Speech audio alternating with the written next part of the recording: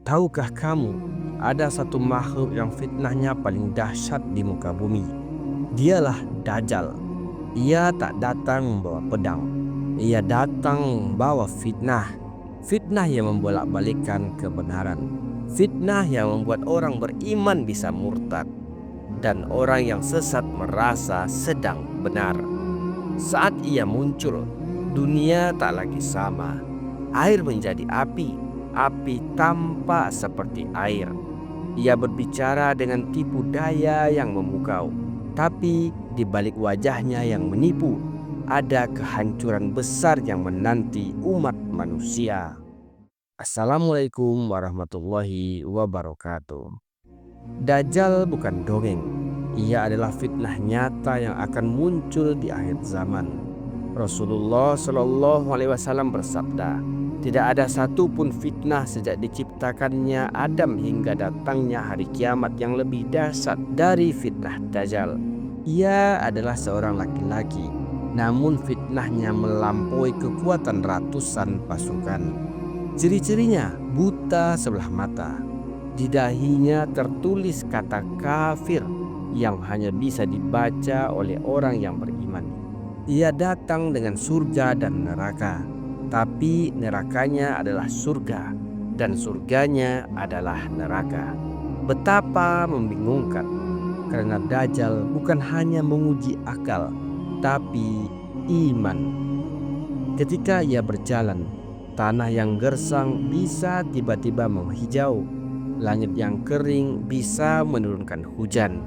Ia bisa menghidupkan orang mati, padahal itu hanya tipu daya setan. Bayangkan, orang-orang yang lapar akan tergoda oleh makanannya. Orang-orang yang putus asa akan percaya pada kekuasaannya. Bahkan, ada orang-orang beriman yang tergoda untuk berpaling karena tak kuat menghadapi kesulitan hidup. Ini adalah ujian terbesar.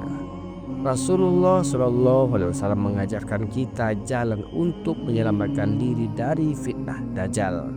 Hafalkan dan bacalah 10 ayat pertama dari surah Al-Kahfi. Jangan mendekati Dajjal, larilah sejauh mungkin dan tetap teguh dalam iman. Rasulullah SAW juga bersabda, siapa yang mendengar kedatangan Dajjal, hendaklah ia menjauh darinya. Demi Allah, seseorang datang mengira dirinya beriman, lalu ia mengikuti Dajjal karena subhat yang ditimbulkan. Karena Dajjal tidak menaklukkan dengan senjata, tapi dengan ilusi dan tipu daya. Namun, Allah tidak membiarkan kejahatan itu berkuasa selamanya. Di puncak kekacauan itu, Allah menurunkan seorang nabi yang sangat dicintai. Dialah Isa bin Maryam alaihissalam. Ia turun dari langit dengan pakaian yang sederhana. Keringat membasahi wajahnya seperti butiran mutiara.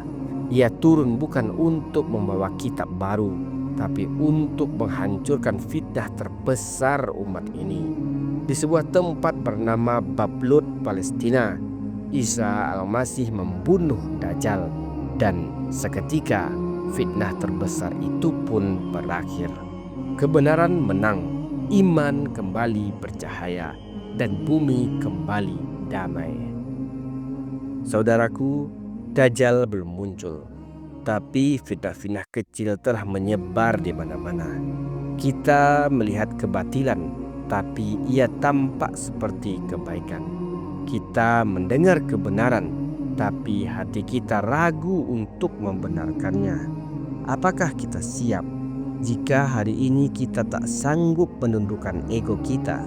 Bagaimana esok saat harus menolak Dajjal yang datang membawa makanan saat kita lapar? Jika hari ini kita goyah karena takaran kecil, bagaimana nanti ketika dunia membentangkan surga yang penuh tipu daya? Maka teguhkan imanmu mulai hari ini. Cintai Al-Quran, bacalah surah Al-Kahfi setiap Jumat, dan perbanyak doa Rasulullah SAW.